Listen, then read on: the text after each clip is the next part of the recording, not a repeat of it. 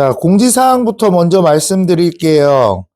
공지사항은 이제 다음 주부터는 사회 25문제, 한국사 25문제 시험을 볼 겁니다. 왜냐하면 여러분들이 시험 보러 가기 전에 우리가 이제 방학이 끝나면 중간고사 대비도 해야 되기 때문에 누적 범위로 보게 될 거예요. 선생님, 범위도 적어주세요. 지금 범위, 한국사는 고려 전까지 시험을 25문제 볼 거고요. 그 다음에 통합사회는 2단원까지. 그러니까 행복단원까지. 그리고 우리가 그 다음에 이제 배우면 마지막은 중간고사처럼 보게 될 거예요.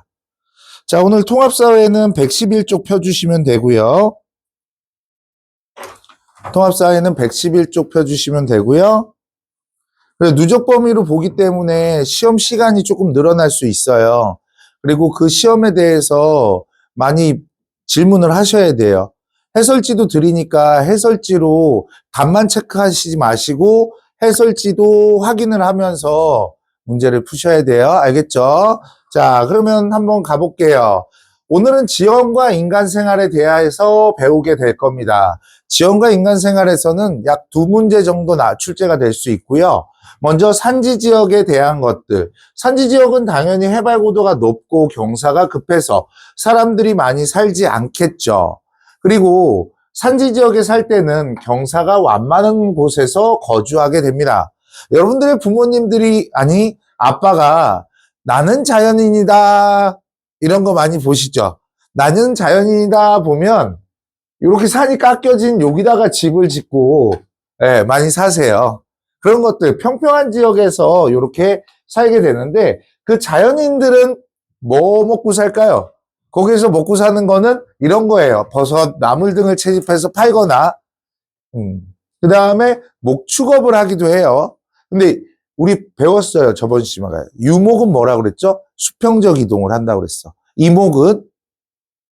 이목이라는 거는 마이크 놓고 소리 지르고 있네요. 자, 이목이라는 것은 왜 이렇게 마이크가 작죠? 소리가 크게 해야지. 맞나 이거? 아닌가? 맞는 것 같아. 채널인데 이거 뭐지? 볼륨? 나 몰라 씨. 이런 거 건들다가 망가질 수 있어. 자, 근데 우리 유목이라는 것은 수평 이동을 하고 이목이라는 것은 여름철 더울 때 해발고도가 높아지는 곳으로 올라가게 되고요. 그 다음에 겨울철에 추울 때는 밑으로 이동하는 수직 이동이죠. 근데 산지 지역은 아니지만 여러분들 저번 시간에 한 거 방목은 뭐라고 그랬어요? 방목이라는 것은 어떤 거예요? 방목은 울타리치기. 이 방목은 어디서 많이 하죠? 5살이 아니다. 아닌 사람을 5글자로 줄이면? 오세아니아. 방목. 우리 조교쌤도 한숨을 쉬시네요. 네. 네. 어쨌든 그렇다고요. 그리고 지하자원이 풍부한 곳에서는 광업, 관광산업도 발달을 하게 된다. 우리나라의 관광산업들 이따가 조금 보게 될 것이고요. 우리 여기 산지지대, 고산지대에 대한 얘기들을 좀 해볼게요. 여러분들 해발고도가 높아지면 수변한 기후에서는 100m당 0.5도씨에서 0.6도씨씩 온도가 변해요. 건조한 곳에서는 100m당 1.0도씨에서 1.2도씨씩 온도가 변하게 된다. 이것들을 참고하시면 해발고도가 높아지면 점차 기온이 낮아지게 됩니다.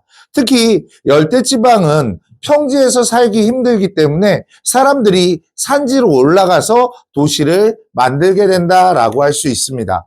이때 우리가 알아야 되는 것이 고산기후라는 것을 알고 계셔야 되는데 고산기후는 다른 말로 항상 봄과 같은 기후다 상춘기후라고 말해요. 상춘기후 항상 봄과 같은 기후다라고 할 수 있어요.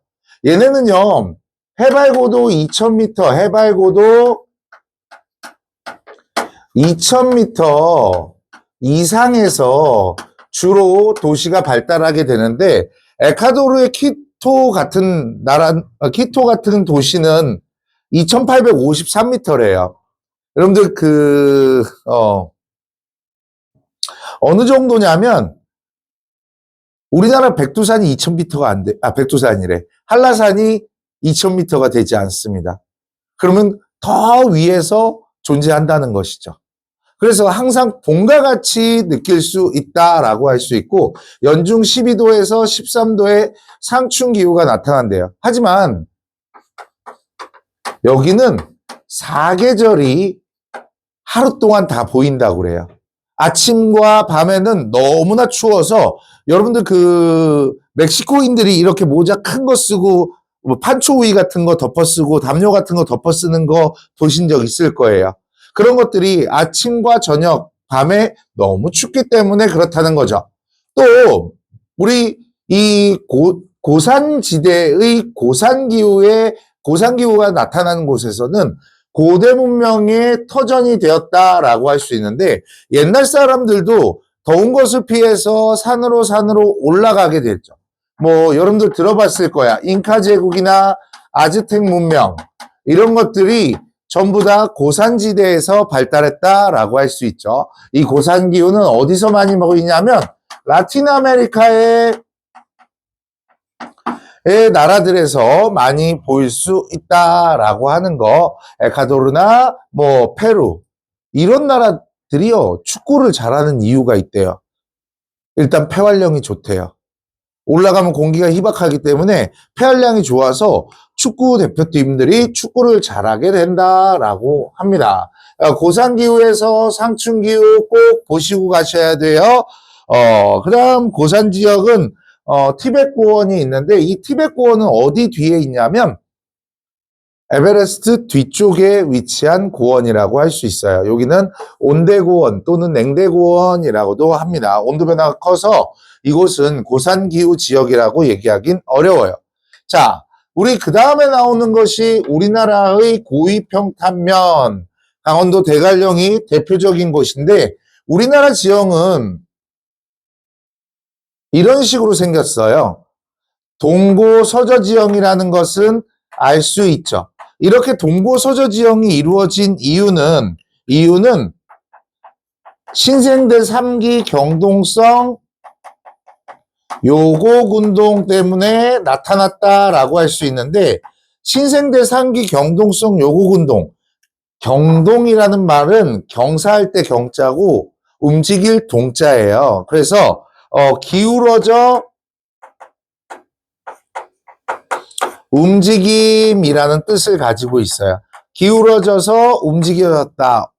이게 융기운동이거든요. 땅이 떠오르는 운동인데 동쪽은 세게 이렇게 기울어졌고 얘는 약하게 이렇게 기울어지게 되면서 이런 것들이 나타나게 됐고 이로 인해서 강들이 전부 다 이쪽으로 흐르게 되는 이런 모습들이 나타나요. 유역이 커져서 이렇게 나타나게 되는데 우리가 고위평탄면이라고 얘기하는 곳이 이곳이라고 할 수 있습니다. 대관령이라고 할 수 있고 대관령에 문제가 나올 때 이런 말들이 많이 나와요. 뭐냐면 해피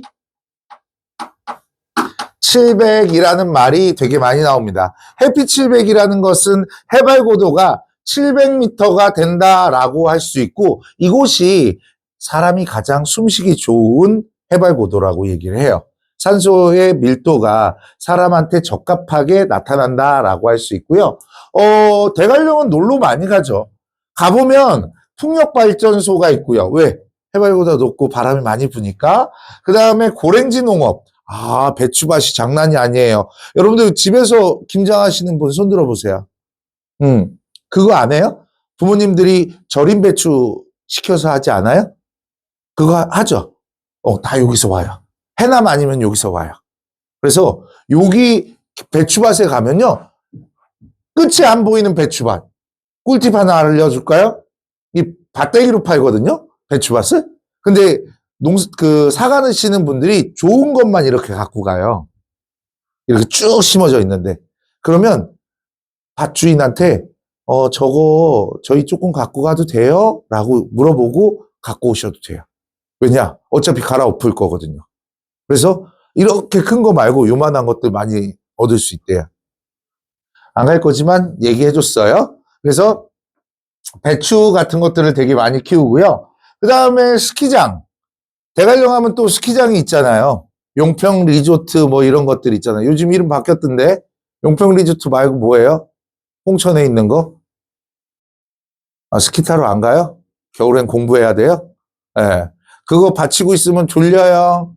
얼굴 받치고 있으면 졸려요. 자, 그 다음에 요즘에 조금 나올 수 있는 것이 뭐냐면 요거 적어 놓으세요. 유역 변경식 수력 발전 써 놓으세요. 수력 발전, 유역 변경식 수력 발전. 지금은 이거를 하지 않고 있어요. 도암댐이라는 곳에서 하게 되는데, 자, 우리가 수력 발전을 하기 위해서는 어떻게 해야 되죠? 수력 발전을 하기 위해서는 경사가 급해야 되는데, 이 강물이 많은 곳에서는 경사가 급하지 않기 때문에 경사가 급한 곳으로 파이프로 연결해서 이렇게 유역을 변경한 수력 발전을 하는 것을 유역 변경식 수력 발전이라고 합니다. 요번에 강릉에 가뭄이 들었어요. 그래야죠. 이거. 강릉에 가뭄이 들었는데 그 가뭄이 들었을 때 이 도암댐을 열어서 물을 받자라고 했는데 시장님이 반대하셨어요. 물의 수질을 어떻게 보장하느냐. 근데 들어봤더니 이걸 열어봤더니 수질도 나쁘지 않았다고 얘기를 해요. 근데 안 받았죠. 강릉에서 안 받았던 것들이 제가 기억이 나는데 그런 가뭄에 대비하기 위한 이런 수력 발전이 가뭄에 대비해서 사용이 됐으니까 그런 것들도 살펴볼 수 있어야 되고요. 그 다음에 남학생들 이런 데 알아야 돼요. 양떼 목장 엄청 이뻐요. 물론 여러분들은 풍경이 좋은 데가 아니라 놀이동산에 가고 싶어 할 거 아니에요. 근데 풍경 남학생들아 나중에 데이트 필승 코스야? 우리 조규쌤도 안 가봤을 거예요. 양떼 목장 가봤어요? 네가 이제 남자친구 데이트 필승 코스로 데려가면 돼요. 예, 여기가 양한테만 안 가면 돼요. 양 졸라 냄새 나요. 개 냄새 나. 그래서 양은 멀리서 보는 걸로. 그리고 풍경이 엄청 봄, 여름, 가을, 겨울이 너무 이뻐요. 예, 여름에는 안 가는 게 좋아요. 이 평평한 곳에 나무 그늘도 없기 때문에 엄청 더워요. 그러니까 여기 양떼 목장까지 있다라는 것까지 보시면 고2평탄면은 끝나요. 자, 그 다음 평야 지역을 한번 볼게요. 평야 지역은 도시가 발달하기 쉽겠죠. 인간 경제활동의 주요 공간이고요. 하천 주변은 농경, 범람이 일어나게 되면서 비옥한 토지들을 가질 수 있고 그 다음에 교통로로도 활용을 하게 되죠. 우리나라의 최고의 평야는 김제평야라고 할 수 있는데 김제는요. 우리나라에서 지평선 볼 수 있는 곳이 별로 없거든요. 지평선을 볼 수 있는 곳이 이 김제평야예요. 지평선이라는 건 하늘과 땅이 맞붙어 있는 선들을 얘기를 하는데 김제평야에서는 축제 이름도 지평선 축제예요. 제가 그저께 껌을 씹다가 어저께구나. 껌을 씹다가 혀를 씹었어요. 고기가 모자랐나 봐요. 제 혀를 씹었는데 지금 발음이 더 안 돼요. 혀가 너무 아파갖고 이거 씹는데 앞에 눈이 번쩍하더라고요. 껌을 오래간만에 씹어서 그런가 봐요. 어쨌든 김제평야는 지평선 축제를 하게 된다라고 할 수 있고요. 보면요. 이런 항구 도시에 이런 평야가 발달하게 되었거든요. 왠지 알아요? 일제 수탈이 있었기 때문에 그렇습니다. 자, 그 다음에 4대 문명 모두 평야에서 발달을 하게 되죠. 4대 문명은 범람원 지역에서 큰 하천의 범람원 지역에서 발달을 한다. 다들 중학교 2학년 때 다 배웠을 것 같아요. 김제평야에 대한 얘기들이 밑에 나와 있고요. 우리나라 최대의 곡창지대이고요. 그 다음에 두 번째는 그 미국의 센트루이스 대하천인 미시시피강 주변에서 평야 지역에 이렇게 도시가 발전을 했다. 해안 지역을 한번 볼까요? 해안 지역에 여기 뭐라고 나와 있어요? 남해군이라고 나와 있죠. 경상남도 남해군 이동면 초읍리 1660번지 우리 집이에요. 이거 우리 동네 사진이겠죠. 우리 동네 사진 제가 넣어놨습니다. 해안 지역에서는요, 우리가 이런 것들이 있어. 우리나라 해안 지역은 반농 반어의 생활을 한다고 얘기를 해요. 반농 반목은 들어봤는데 반농 반어는 뭐예요? 여러분들 반농 반목 기억나요? 반은 농사 짓고 반은 목축을 하는 어딜까요? 어디일까요? 예? 부여라고 들어보지 않았어요? 우리 부여 곤란하네. 자, 반농 반어는 뭐야? 반은 농사 짓고 반은 어업을 하는 것을 반농 반어라고 할 수 있어요. 어업과 수산업 또 농업도 발달하게 됩니다. 갯벌은 염전이나 양식장으로 발달을 하게 되고요. 우리 여기 같은 경우에는 남해 같은 경우는 갯벌도 있고 모래해안도 있어요.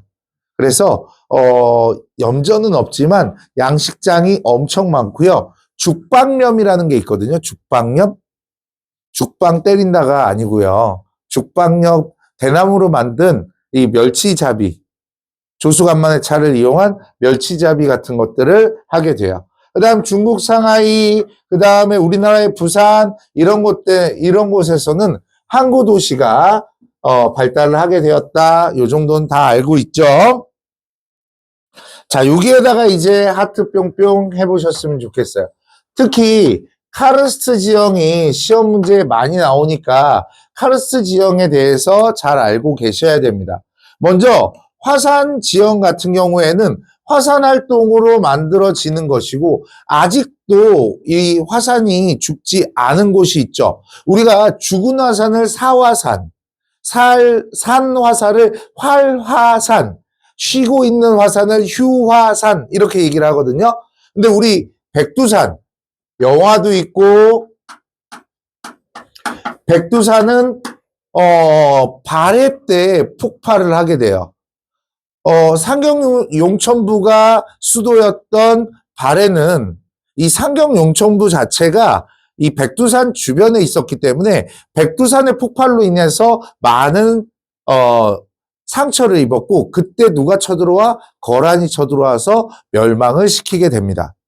이때 폭발은 너무나 컸기 때문에 화산재가 우리나라에 안착되지 않았다고 얘기를 해요.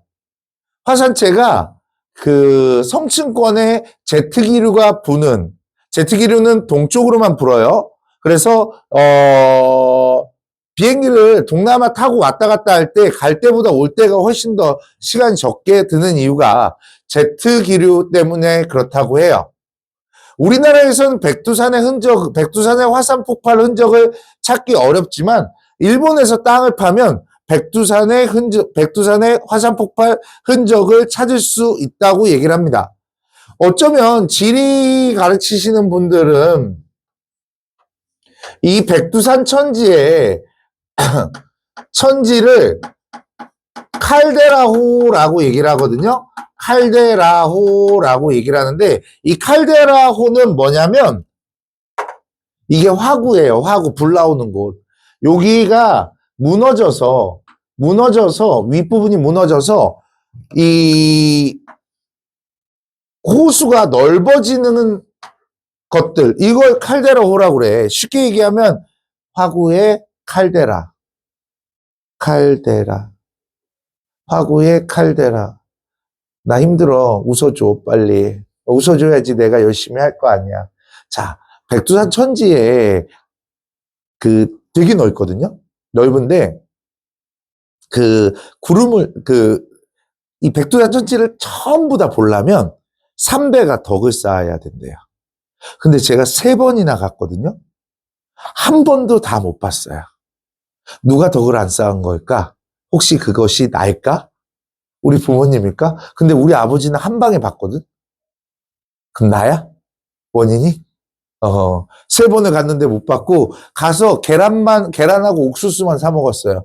여기는 그 온천 같은 게 흐르기 때문에 물이 딱 뜨거워요. 그리고 유황 같은 것들이 많아서 물길이 다 노래. 그래서 계란은 그냥 넣어놔요. 그물에 넣어놓고 팔아요. 계란이 저절로 삶아져서. 그래서 계란만 먹고 내려왔어요. 그런 곳이었어요. 자, 백두산이고 일본에서는 후지산이 있을 것이고요. 이곳에선 온천, 일본 온천 많죠. 유명하죠. 그 다음에 간헐천. 간헐천이 뭔지 아세요? 간헐천이라는 것은 이 온천이 지표 밑을 흐르다가 화산에 의해서 데워지다 보니까 공기가 팽창을 하게 돼요. 수증기가 많아지니까 밀도가 높아질 거 아니야? 그러면서 공기압이 높아지면서 물도 밀어내는 이 분수와 같은 온천을 간헐천이라고 얘기를 합니다. 그런 간헐천과 또 농경에 유리해요. 화산재는 미네랄 성분을 많이 가지고 있기 때문에 농경에 유리한 비옥한 토지를 가지고 있다라는 거와 그 다음 두 번째는 빙하 지형에 대해서 한번 볼게요. 빙하 지형 같은 경우에는 빙하의 영향으로 형성된 지형으로 이렇게 U자곡, 피오르 해안, 그리고 호른이라는 것이 나오게 되는데 우리는 호른의 대표적인 것들이 마테호른, 스위스에 있는 것들을 얘기하는데 호른을 다른 말로 우리 첨봉, 뾰족한 봉우리라는 첨봉이라고 설명을 하고 있어요. 마테호른 내가 그림은 잘 못 그리겠지만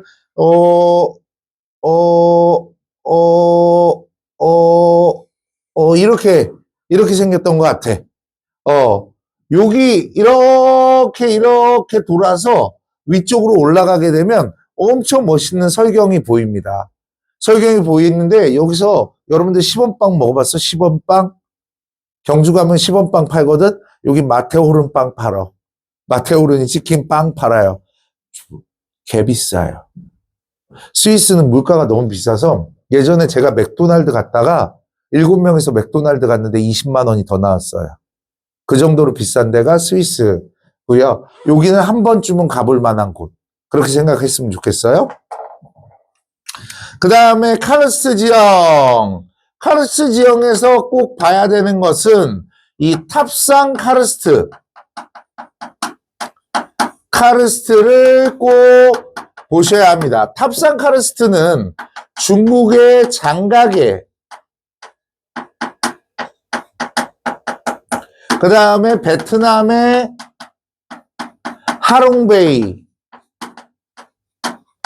이런 곳에서 탑산 카르스트가 나타나는데 이 탑산 카르스트라는 건 뭐냐면 우리가 원래 이렇게 언덕이나 산이 있었다고 얘기하고 그 다음에 여기에 물이 이렇게 있다라고 하면 석회한 부분들은 이렇게 사라져버려. 물이나 빗물의 용식 때문이죠. 이 용식이라는 것은 녹아서 침식된다라고 생각을 하시면 쉬울 것 같아요. 석회암은요, 물에 잘 녹기 때문에 녹아서 석회암이 아닌 지역만 남게 되는 이런 모습이 나타나죠. 여러분들 퍼렁이들, 퍼렁이들. 영화에 나오는 퍼렁이들. 아바타. 아바타를 어디서 찍었냐면 여기서 찍었어요. 아바타 보면 막 바다에 이렇게 산들이 막 있잖아요. 그런 모습들을 장가게에서 찍었다고 나는 들었어요. 그래서 조금 이따가 보게 될 건데 이거는 내가 찍어갖고 사진이 별로야. 밑에 주변에 물가가 있고요. 그렇게 보시면 되고요. 이 화산 지역에서는 지열발전소가 나타나게 되고요. 그 다음에 다이아몬드 헤드 분하고 다이아몬드처럼 가지고 있고 그 다음 베트남의 카르스트 지형이나 또는 여기 위에 베트남의 카르스트 지형 그 다음에 그린랜드의 그 빙하 지형 그 다음에 A랑 L의 피오르는 해안가가 복잡한 것들, 빙하의 침식으로 해안가가 복잡해지는 것을 얘기하고요. 여기는 하천의 침식으로 만들어진 우리나라의 청령포 뭐 이런 것들이라고 할 수 있어요. 자, 그 다음에 여기는 사구 저기 버섯바위라고 하는데, 여기 보시면 이런 건 안 나올 것 같은데, 사구 문제가 나왔을 때 사구의 바람 모양이 이렇게 불면 어떻게 돼요? 이렇게 되겠죠. 그 다음에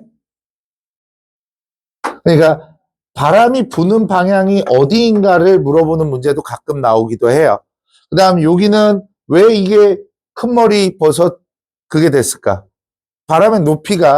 모래바람의 높이가 요만큼밖에 안 되기 때문에 모래에 침식돼서, 제가 그 얘기 했잖아. 모래바람 맞으면 엄청 아프다고요. 예. 그런 것들 보실 수 있었으면 좋겠고요. 이제, 우리 저거를 볼 거예요. 안전하고 쾌적하게 살아야 할 권리. 오타가 좀 있어서요. 미안해요. 먼저 사과를 할게요. 이 단원부터 오타가 좀 많아요. 내가 관리를 잘 안 했나 봐요. 그래서 오타가 좀 있어요. 자연재해와 대책. 자, 자연재해는요, 자연환경 요소들이 인간 생활에 피해를 주는 것들을 얘기를 하고요. 기후적 요인으로서 홍수, 가뭄, 대설, 폭염, 한파, 냉해가 있고요. 지형적 요인으로선 지진과 화산활동이 있고요. 복합적 요인으로서는 산사태 같은 것들이 있다.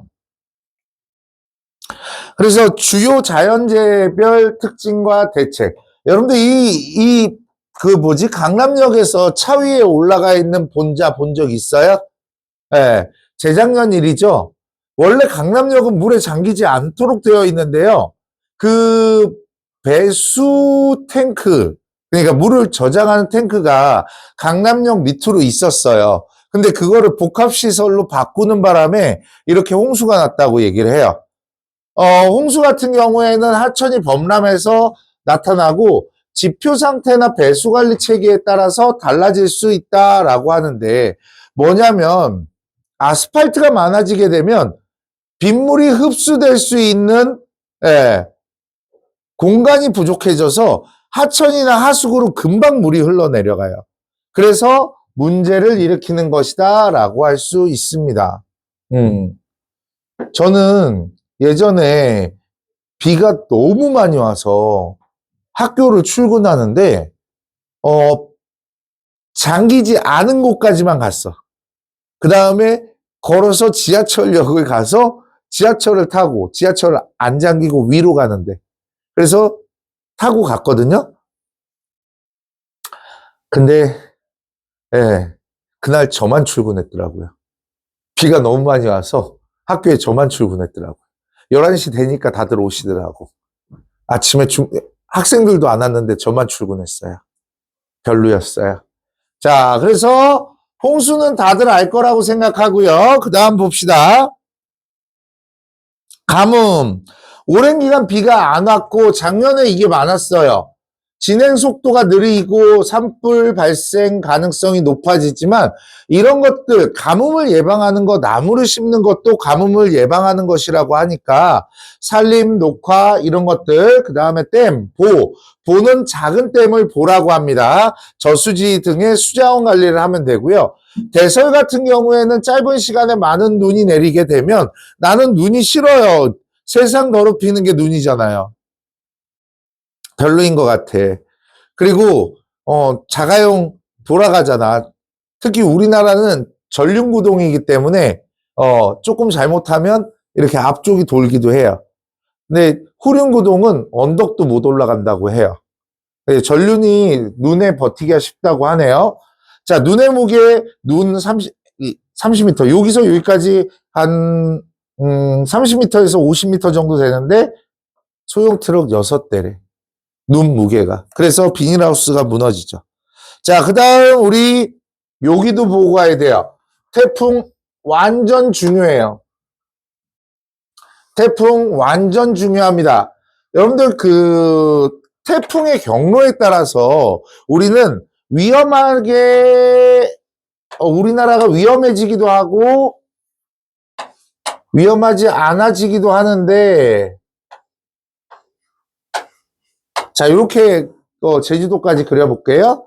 그런데 우리나라가 위치한 30도에서 60도의 곳은 이렇게 편서풍이라는 것들이 불게 되고요. 이 편서풍의 방향이 이쪽으로 가게 되거든요. 이쪽으로 가게 되는데 아이고 이렇게 태풍의 회전 방향이 이쪽 같은 경우에 밑에 쪽 같은 경우에는 회전 방향하고요. 진행 방향, 태풍의 진행 방향이 일치해. 그래서 이곳 같은 경우에는 뭐라고 부르냐면 위험 반원이라고 불러요. 속도가 더 빨라지게 되겠죠. 회전의 속도가 더 빨라지기 때문에 위험 반원이라고 얘기를 해요. 그 다음에 이쪽은요. 이쪽 같은 경우에는 회전 방향과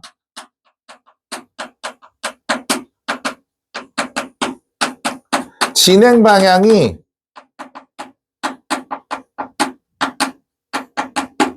일치한다라고 해서 회전 방향과 진행 방향이 일치한다고 해서 일치하지 않는다고 해서 여기는 안전반원이라고 얘기를 해요.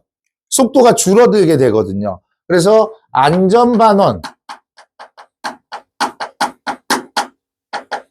이라고 얘기하고 다른 말로 가항반원 항해가 가능한 반원이다 해서 가항반원이라고 얘기를 합니다.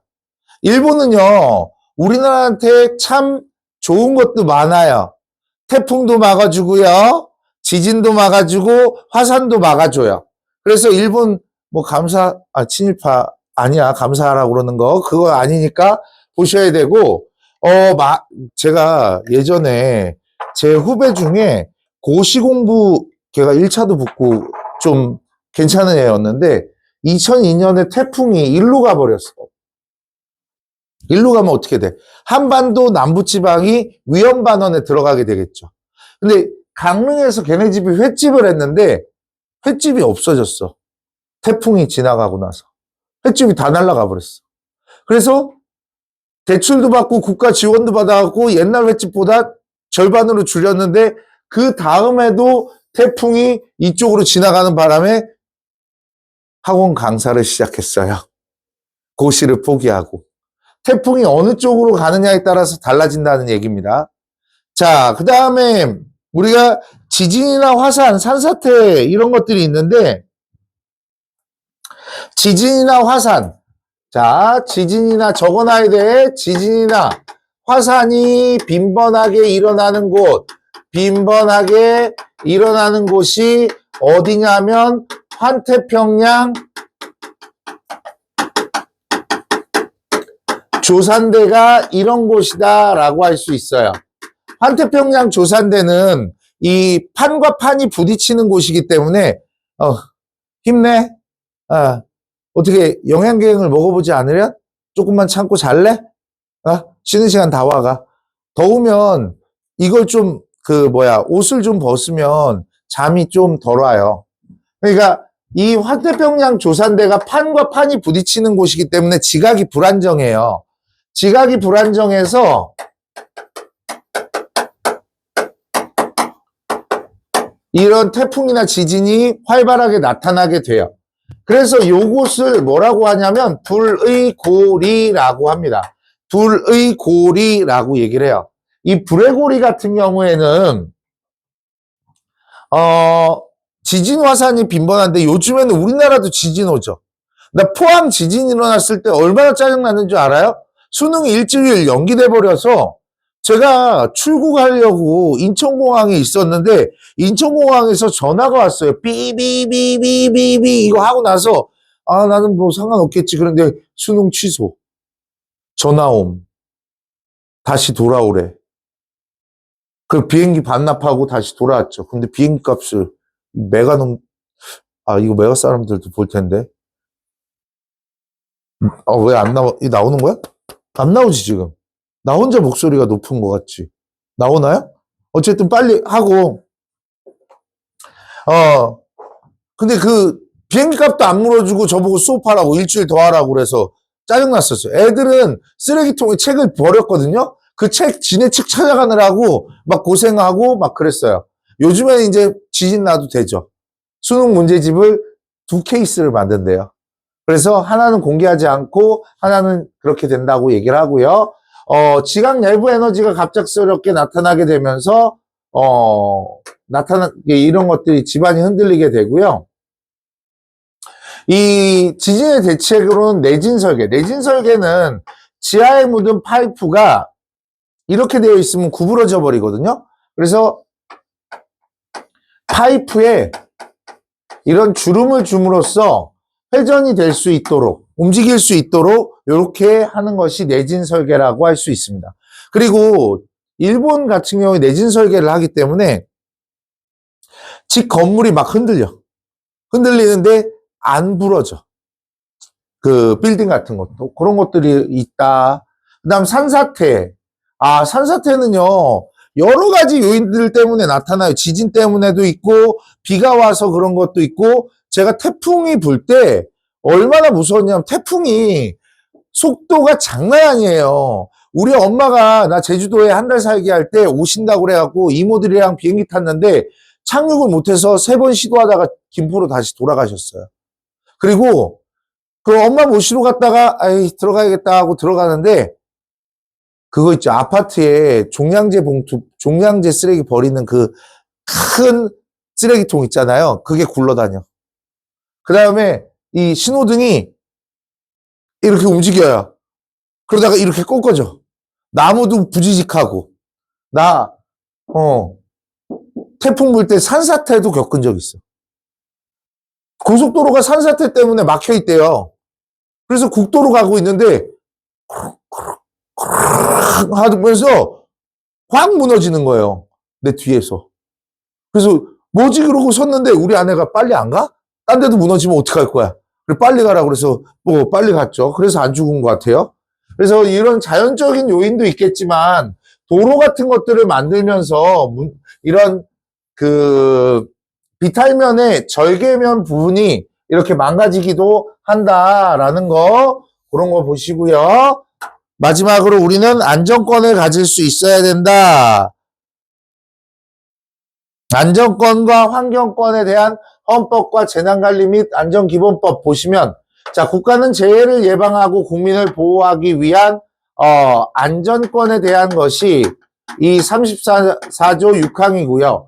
35조 1항 보면 건강하고 쾌적한 환경에 살 것이다. 이런 것들을 환경권이라고 얘기를 해요.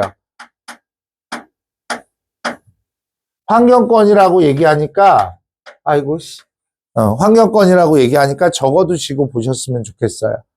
네, 조금 쉬었다가 또 할게요.